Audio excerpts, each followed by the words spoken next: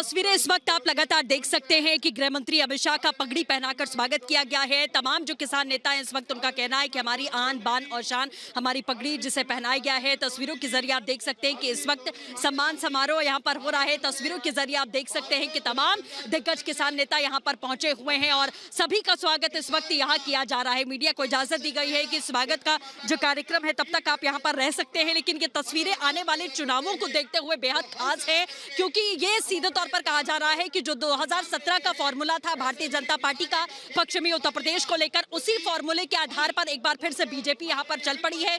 पिछली बार भी आपने देखा था कि 2017 का जब चुनाव होना था उसके पहले एक बड़े किसान नेता के घर पर किस तरीके से इसी तरीके से बैठक यहां सीधे तौर पर बुलाई गई थी और उसके बाद में भारतीय जनता पार्टी ने देखा था कि वो पूरी तरीके से यहां जीत हासिल करने में कामयाब रहे थे और जाट नेता बीरेंद्र सिंह के घर पर जाट समुदाय के लोगों को बुलाकर, नेताओं को बुलाकर उस वक्त बातचीत हुई थी, मुलाकात हुई थी। जाट लैंड में परचम लहराने की कोशिश थी और जाट लैंड में परचम लहराने में बीजेपी कामयाब भी हुई थी और इस बार भी कोशिश भारतीय जनता पार्टी की वही है। इन नेताओं को यहां प्रवेश वर्मा के घर पर बुलाया गया है और अधिकतर इनमें वो नेता हैं जिनसे 2017 में मुलाकात की थी, जिनसे गृह मंत्री अमित शाह ने बात की थी। स्थानीय मुद्दे क्या है, क्योंकि उन्हीं मुद्दों के आधार पर बीजेपी चुनाव लड़ती आई है। 2014 की बात करें या 17 की बात करें, 14 में भी हमने देखा कि अमूमन पूरी तरीके से सुपड़ा साफ विपक्ष का हो गया था, क्योंकि तमाम ऐसे मुद्दे थे। पलायन एक बहुत बड़ा मुद्दा रहा, गन्ना किसानों का, खेती का एक बहुत बड़ा मुद्दा रहा,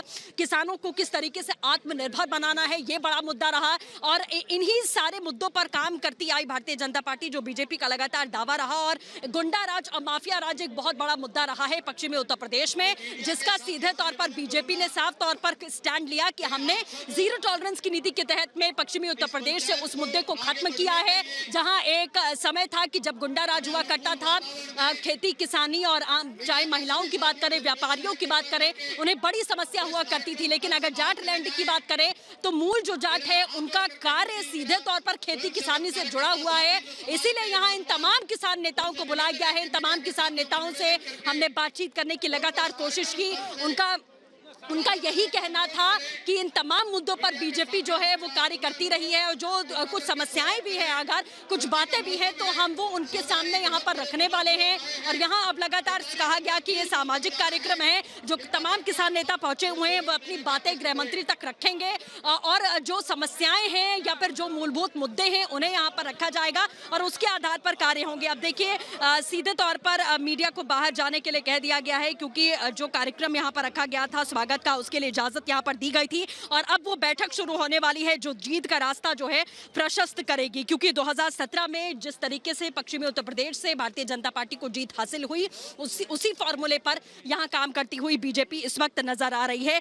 मंच पर आपने देखा कि गृह मंत्री अमित शाह का पगड़ी पहनाकर उनका स्वागत किया गया है। तो एक बार फिर से जो यूपी का रण है उसमें गृह मंत्री अमित शाह अपने पुख्ता तरीके से, क्योंकि जब से उन्होंने कमान संभाली है तब से लगातार वो पुख्ता तरीके से पश्चिमी उत्तर प्रदेश को सीधे तौर पर साधने की लगातार कोशिश कर रहे हैं। और इन तस्वीरों के जरिए भी आपने लगातार देखा कि कैसे उनकी जो कोशिश है वो अब लगातार बरकरार है। पश्चिमी यूपी से ही उन्होंने डोर टू डोर कैंपेनिंग की भी शुरुआत की। उस कैंपेन की शुरुआत की कैराना पहुंचे हुए थे, वहां आपने देखा कि किस तरीके से पलायन का मुद्दा बहुत बड़ा था। वहां से एक संदेश देने की कोशिश की कि हमने जो दावे और वादे लगातार किए थे उन दावों को और उन वादों को हमने पूरी तरीके से पूरा किया है। जो पलायन का मुद्दा था उसे सीधे तौर पर खत्म किया है, घर वापसी लोगों ने की है और अब मीडिया का बाहर आना यहाँ पर शुरू हो चुका है। लेकिन अंदर जो है अब वो बैठक शुरू होने वाली है जिससे जीत का रास्ता तय होने वाला है। पहला चरण जो चुनाव का है, ठीक पहले चरण के ज्यादा वक्त अब नहीं बचा है। 10 तारीख को पहले चरण का मतदान होना है